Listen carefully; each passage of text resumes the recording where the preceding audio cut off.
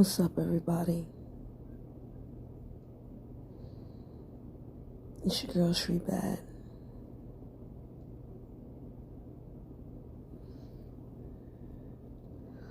I think I mentioned to you guys in past videos that every time I give you a yoga breakdown,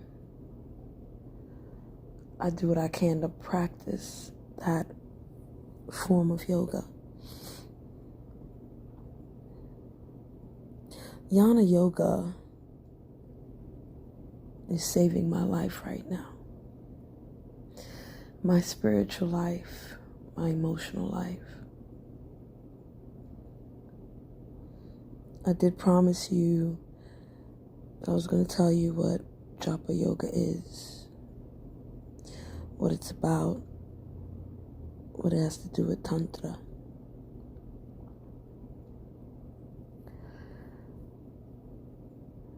I want to explain something.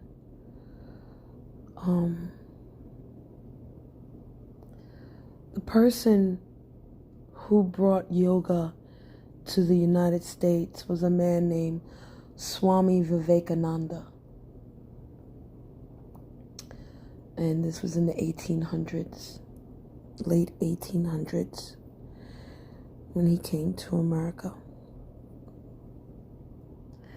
His teacher, his guru, was named Ramakrishna. Ramakrishna was a man who lived a very full life, you should say. Ramakrishna was married, but never consummated a relationship with his wife.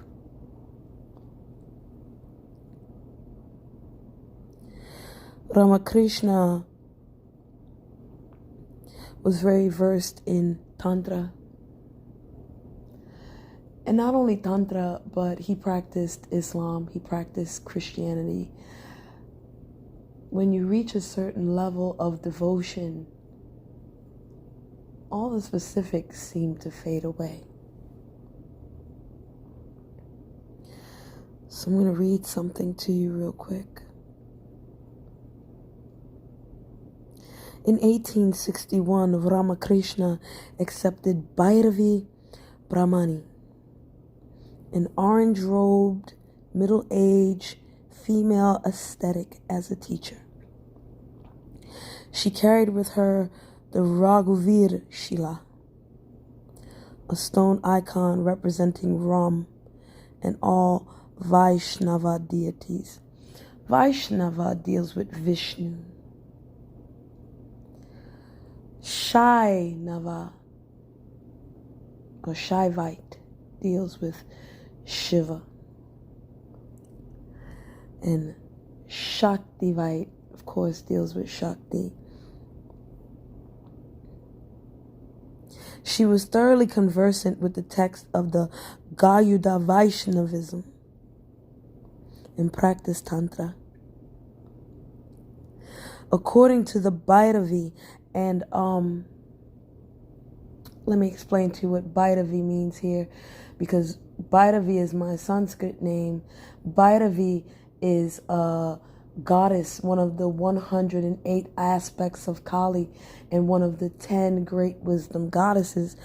But in this instance, as I explained to you that a male adept in yoga is a yogi and a female adept in yoga is a yogi raj, a female adept in Tantra is a Bhairavi.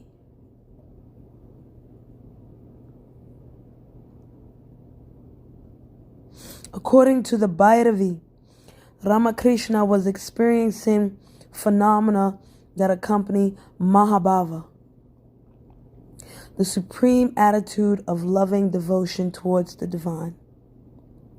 And quoting from the Bhakti Shastras, she said that other religious figures like Radha and Chaitanya had similar experiences. These are gurus and sages from the years more years than you can think of. The Bhairavi initiated Ramakrishna into Tantra. Tantrism focuses on the worship of Shakti, and the object of tantric training is to transcend the barriers between the holy and the unholy as a means of achieving liberation, and to see all aspects of the natural world as manifestations of the divine Shakti. Under her guidance, Ramakrishna went through 64 major tantric sadhanas, which were completed in 1863. For all the 64 sadhana, he took only 3 days each to complete. Listen closely. He began with mantra rituals such as japa and puraskarana, and many other rituals designed to purify the mind and establish self-control.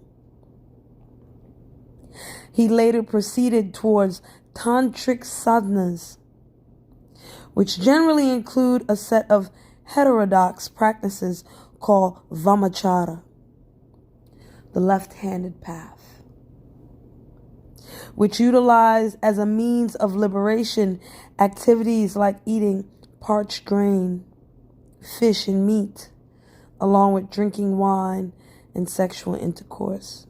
1, 2, 3, 4, 5.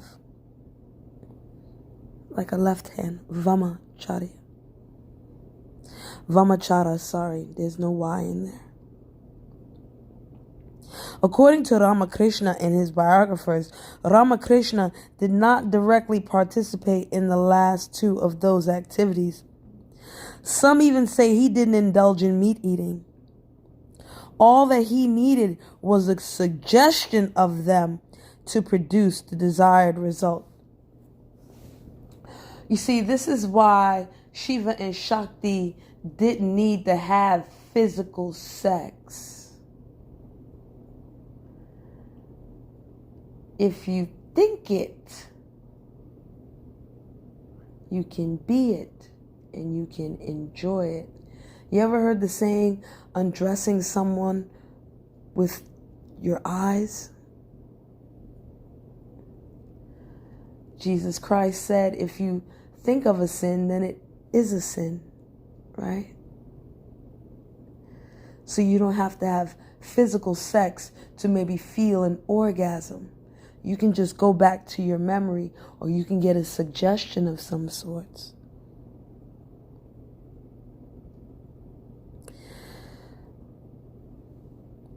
So let me restate that statement. According to Ramakrishna and his biographers, Ramakrishna did not directly participate in the last 2 of those activities. Some even say he didn't indulge in meat eating.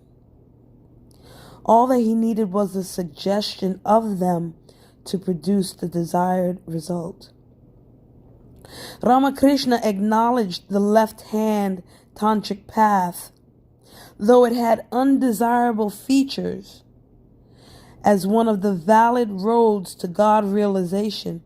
He consistently cautioned his devotees and disciples against associating with it.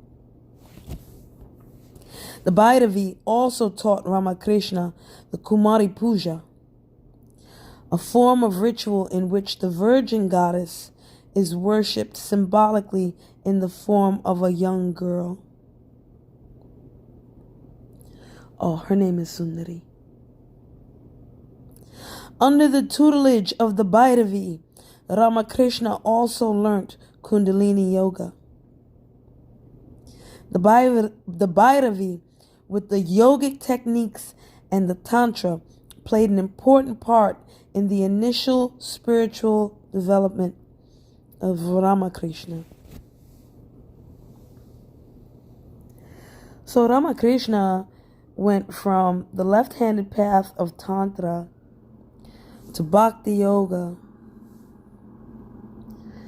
and Bhakti Yoga meaning worship of Kali.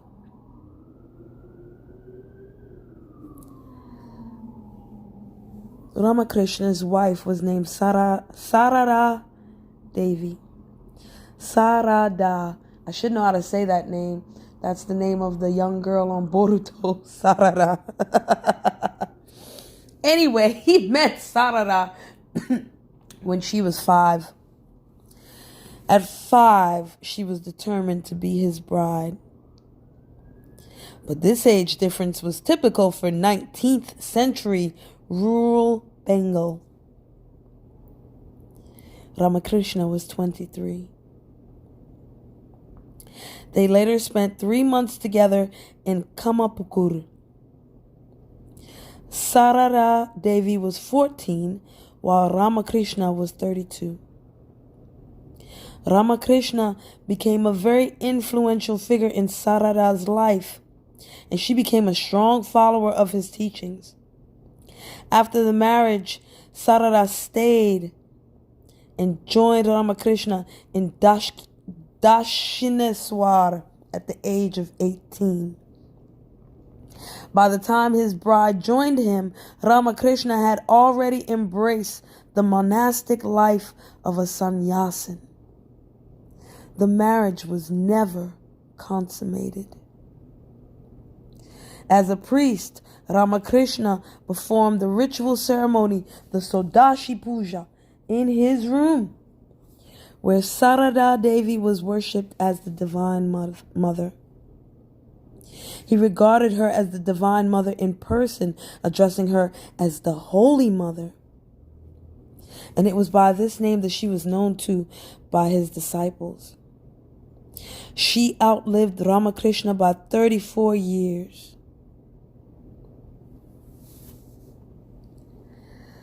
Now, Ramakrishna was born in 1836. His 5-year-old bride was found in 1859.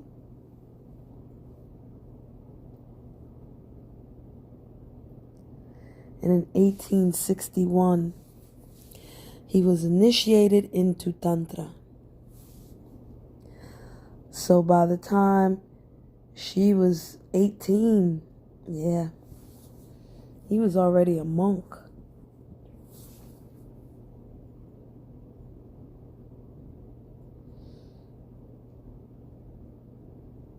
This guy was a winner. Why am I telling you this? Because only someone adept in Tantra can teach someone the proper aspects of Jnana Yoga. There's been a word going around ever since I walked onto these YouTube streets, a couple of words, but one of them is discernment. Discernment. Discernment.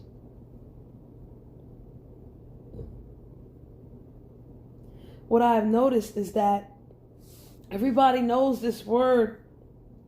They know how to spell it, and they think they know what it means, but they don't apply it for nothing. Because if you knew how to use your discernment, you would be a Jnana Yogi by now. You would know who you are at any given time, any present moment or future moment.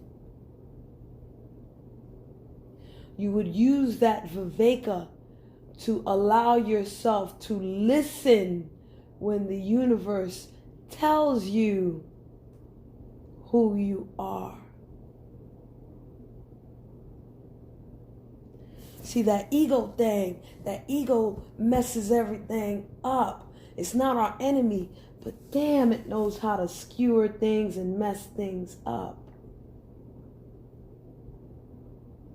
It's easy for people to say, I practice discernment. Yeah, but you don't make a lot of right decisions. What is right anyway? You see, right doesn't mean perfection. upright only means balance. And already your discernment is a little fucked up if you're looking so hard for perfection when all you needed to connect to the universe was balance. It's a difference.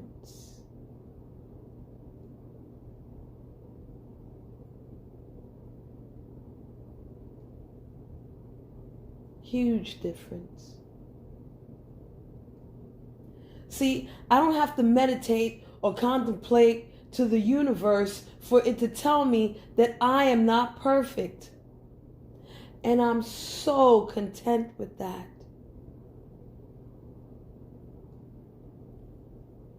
I do not need to meditate or contemplate with the universe. I don't need to ask it who I am, for it to tell me you struggle with balance. But what I have realized is that when the question is asked, who am I? And I say, I am human, I am human, I am human. And then the universe shows me this is what humanity is. This is what humanity does. It's like, really?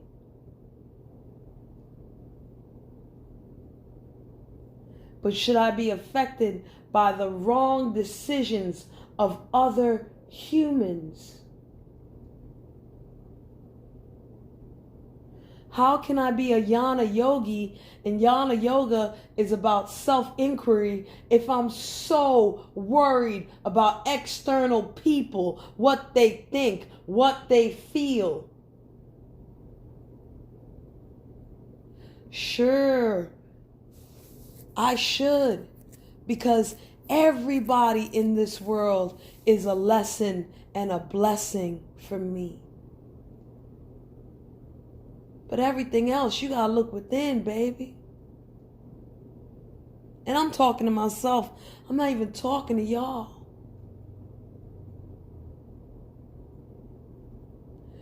What can a teacher do if I'm already self-actualized? The teacher can put their hands together and say, namaste, you made it, shorty.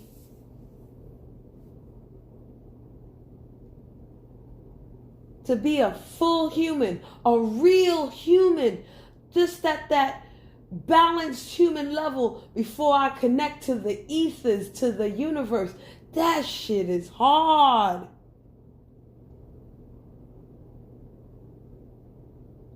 I mean, it's a wonder why God or Jesus or whoever you call your faith, your most high power, it's a shame this motherfucker ain't kill us all. And forgive me, Lord, for saying motherfucker. If God had a human brain, we'd be dead already 18 million times. And this earth would just be inhabited with animals and plants. Thank goodness the Most High does not operate from a human mind. Thank goodness Jesus ain't around now if Jesus really existed. But that's the tough part, or better yet, that's the easy part, because it's so easy to look outside, look outside, look outside. Let me depend on this thing outside. And then you wonder why it ain't responding to you. Because you searching for the wrong place. You searching for the right thing, but in the wrong place. Why am I searching for the universe outside? Outside. The universe is inside. Inside.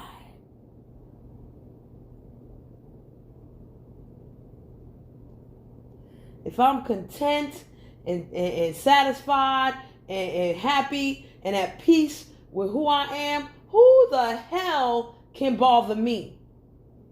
Who the hell can trouble me? Technically, nobody, buddy. But this is why the ego is not needed in Jnana Yoga. It's not. The ego is not needed in Tantra. Not even that left-handed path. Why you think that shit is so difficult?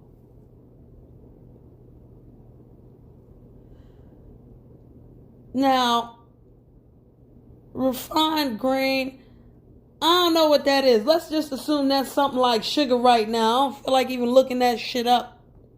I'll be honest with you. I sure don't. I sure do not. Or parched grain. I don't know what parched grain is. That could be manna from in the Bible for all I know. I'll figure it out and I'll let you know. Okay? But I'll tell you this much. Certain sannyas, they don't eat garlic and they don't eat onions. Why? Because it keeps them too grounded to the earth. And if you're trying to ascend, that won't work. Right? So let's call parched grain something similar to that. Fish and meat. Why? Because once again, these things ground you. And I'm not talking about grounded with your root chakra. I'm talking about grounded to your ego. Because technically, if I practice ahimsa, non-violence, I'm not eating fish or meat. I'm not hurting them things. But on a survival level, you eat what you eat is what you become, right? If you eat crap, you're going to turn into crap, right? So back then, if you ate animals, you would stay being an animal. I get it. I chose to stay an animal. I liked my meat. So maybe I do a little bit of left-handed tantra, and so do you. The drinking of wine, well, we know what that does. We know what alcohol does to people. That puts your ego all over the place. But at least it keeps certain people honest. But it also leads you to make wrong decisions. Viveka cannot be used. Discernment cannot be used when you drinking alcohol. Notice they didn't say weed. No. And then lastly, sexual intercourse. That's a whole problem with the ego. More than that too. Because sex is a survival instinct. But I don't think animals have sex for pleasure. Well, not all of them. We could play National Geographic another day.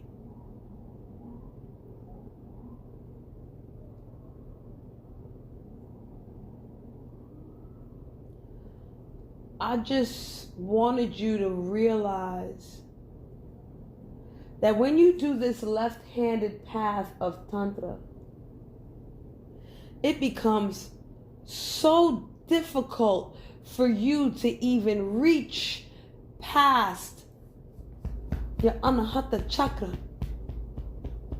because you're so grounded back into that root chakra. And not only that, you're consummating with the ego, right?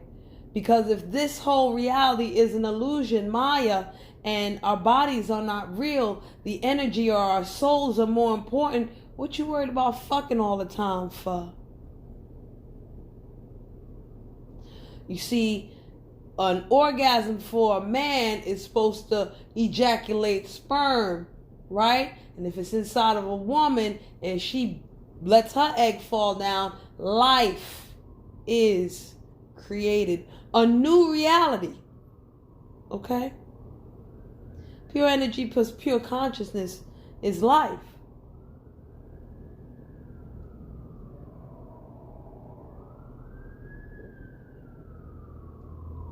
So the moral of the story is, before everybody goes spits out Discernment, discernment, discernment, discernment.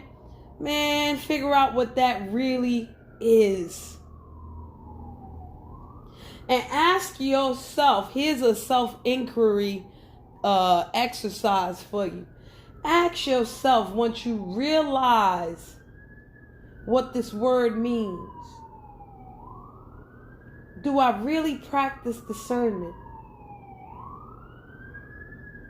Do I really know right from wrong? And if I don't, do I care?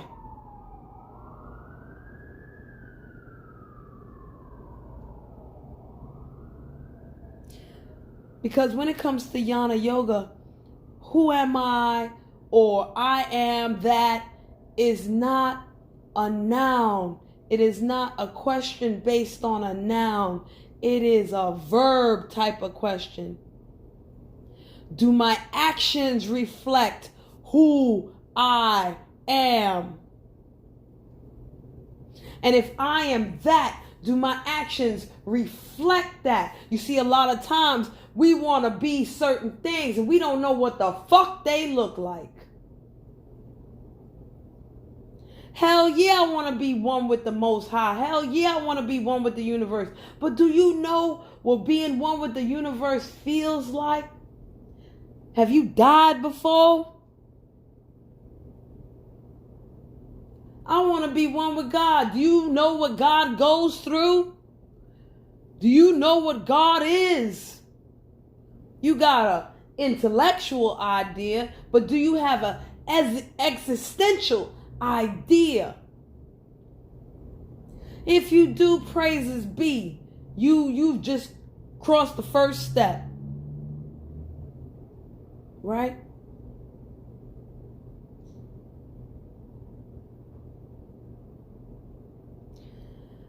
I'm going to bring in 2020, doing my level best to not only speak life into the words that come out of my mouth, but to be that life. You know, there's a saying, I'm about that life. What life are you really about? And are you ready to face the consequences of being about that life? Because once you reach a certain age, what you think is that life ain't that life no more. See, unfortunately, even if you're in your 30s and 40s and you want to act like you're 15, the universe is going to treat you the way that you are. And for a lot of you that are over the age of 40, y'all got your ass whooped as kids. Don't be mad when the universe spanks your ass. Right? That goes for me too. I'm not going to get myself exempt. I ain't no sannyas. I ain't perfect.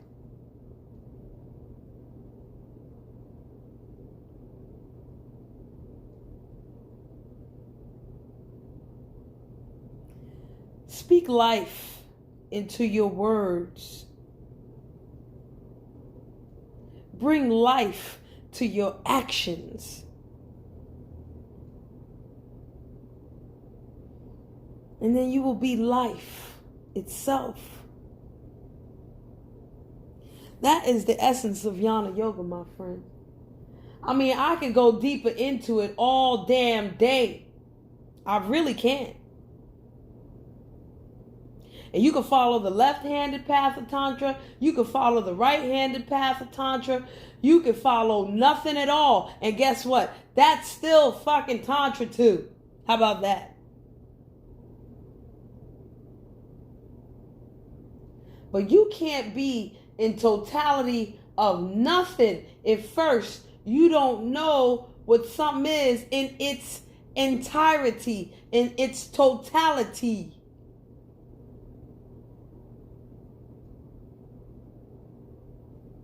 You know God 100%? Even though God know you 100%? And does God operate with you from 100%?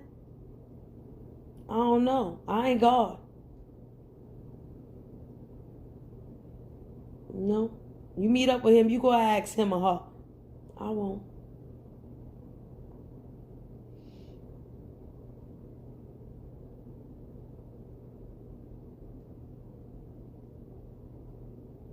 So I want y'all to go look up this word, discernment, aka viveka,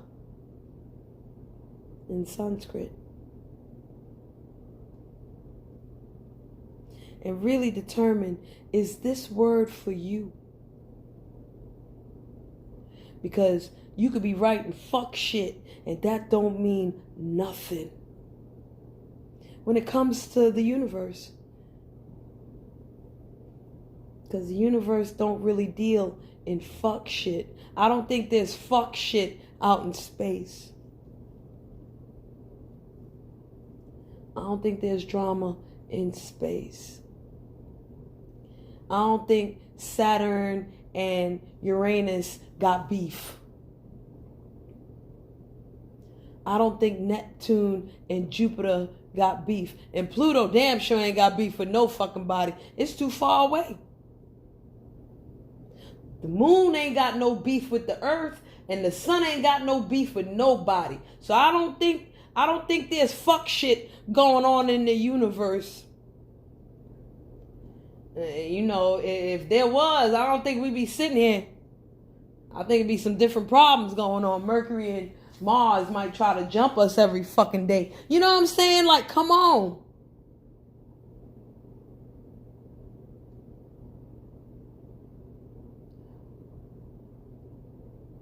That's it for now. Because I got to go to bed. I got to teach yoga tomorrow.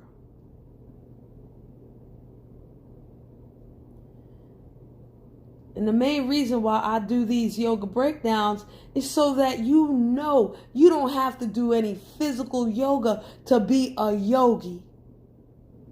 There's certain things that you do, certain ways that you live that put you on the path of a yogi anyway. But you just got to know how to follow through. I'm learning right now. Great lessons. Great lessons.